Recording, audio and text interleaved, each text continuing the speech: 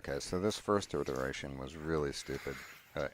I didn't even attach the arms to the steering rack or whatever it's called on a mower. I just hitched it to the frame, and then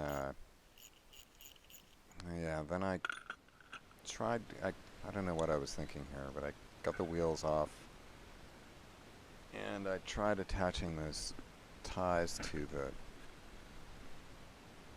inside of the wheel for some reason, and there's no way to do that. That was equally dumb, and I regret it. So that was a waste of time. So then I wised up and I just drilled holes in that cross member there, and yeah, then I bent those ties that I found. I don't know what those were from, but those ties turned out to be too flexible, and you'll see later I switched to another kind that worked better. Took a few tries to get those bends just right.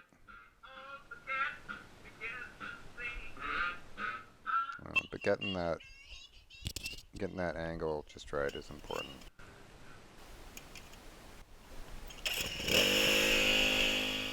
Now this grass is pretty. This grass is, clumpy. It's dry here, but it's getting kind of tall, and it's uneven. So it's not like a golf course where the grass is growing evenly, uniformly.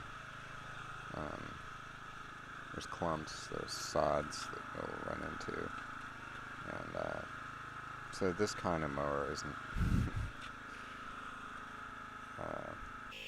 ideal for that under any conditions, even if you're pushing it by hand like it's designed to be pushed.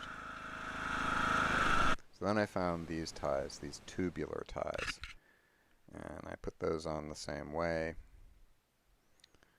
And I made one other alteration at this point, which was to just screw screws into the wheels. You can kind of see there.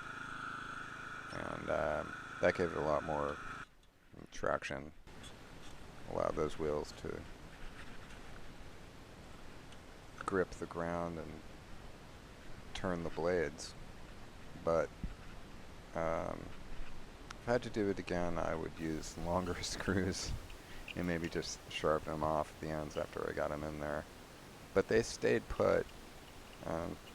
It was kind of risky because I was afraid they'd come out and get lost in the grass, but they didn't. Here I'm adjusting the level. It's important to get that just right too for this. Never put your finger in there. That's really dumb, especially when your hand's on the wheel. But there's one big problem with this thing. You can probably guess what it is.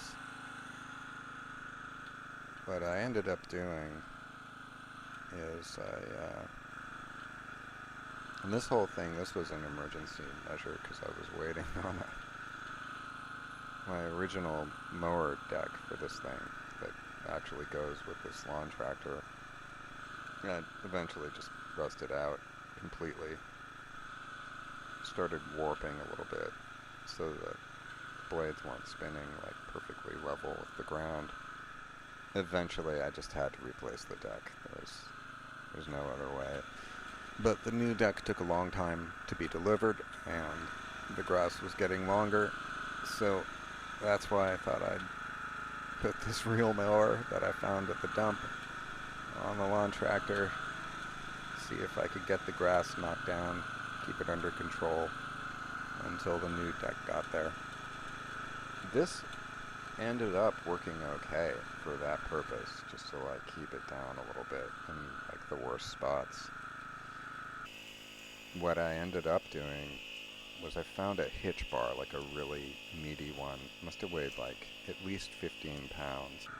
And to be clear, I did not use this bar to hitch the mower to the tractor. I just zip tied it onto the mower for the weight.